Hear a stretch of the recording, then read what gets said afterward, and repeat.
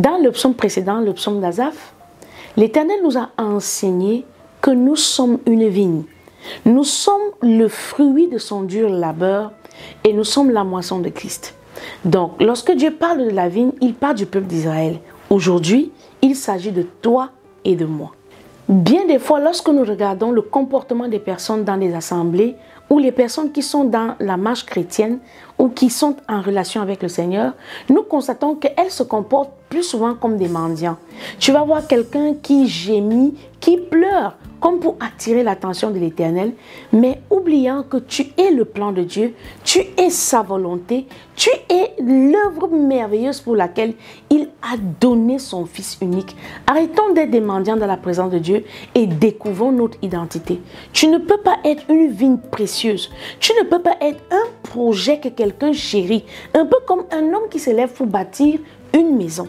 Lorsqu'il s'élève, il engage ses moyens, il engage son attention, il engage ses ouvriers, il engage toute une logistique pour accomplir ce projet. Il engage des architectes, il étudie même le projet avant de le lancer.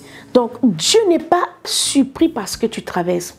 Dieu n'est pas étonné de te voir dans cette situation-là. Ce que Dieu demande aujourd'hui, c'est que tu apprennes à lui obéir. Premièrement, dans le contexte de l'obéissance, tu dois te dépouiller des dieux étrangers. Est-ce que tu as reçu une amulette? Est-ce que tu as reçu une écorce, un talisman ou quelque chose que l'on t'a dit que utilise ça, ça va te protéger? Débarrasse-toi de tout objet, de toute matérialisation d'un dieu, quelle que soit cette forme. Souvent même ce sont des enfants.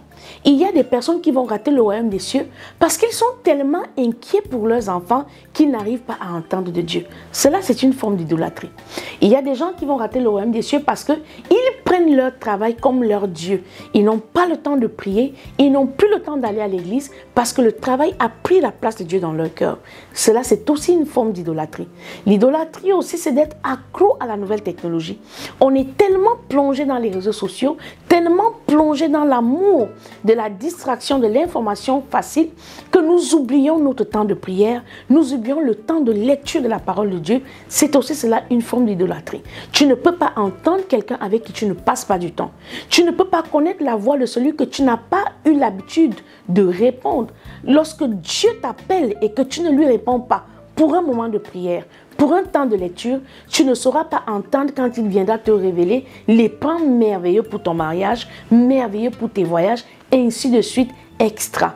Donc, nous avons besoin de nous discipliner, de nous recontextualiser à la lumière du psaume 81 dans l'obéissance à Dieu. Sinon, le désert qui était censé être une étape parfaite dans le plan de Dieu pour nous faire traverser, nous amener à la terre promise, commence à devenir long inutilement. C'est pourquoi aujourd'hui, à la lumière du psaume 81, nous allons te dévoiler les étapes du plan parfait de Dieu. Comment est-ce que Dieu se projette dans le salut, dans le rachat de son peuple et aujourd'hui devenu Emmanuel dans la vie de tout un chacun, car il s'est fait individuel pour que le salut ne devienne plus une histoire de groupe, mais que chacun, puisque répondant de ses œuvres devant le trône, puisse parler pour sa part. Il y a donc une procédure, il y a un cheminement. Et lorsque tu connais ce cheminement-là, tu ne vas plus regarder à la bénédiction des autres. Tu n'auras plus mal quand tu vois quelqu'un d'autre avancer ou prospérer. Tu ne seras plus surpris par ce qui se produit dans ta vie, mais par la connaissance, en d'autres termes, la foi en Dieu, tu pourras désormais patienter car tu n'attends plus Dieu, mais tu attends en Dieu. Tu n'attends plus de Dieu, mais tu attends dans Dieu. Donc c'est différent. Lorsque j'ai la foi de Dieu, c'est différent d'avoir ma propre foi. J'ai ma propre foi quand je me fais confiance dans ce que je traverse. Mais j'ai la foi de Dieu lorsque je regarde ce que Dieu a fait dans le passé. Et à partir de cet instant-là, je ne regarde plus à cette catastrophe comme la fin de ma vie ou alors la conclusion de tout débat, mais je regarde cela comme une opportunité pour mon Dieu de manifester sa gloire.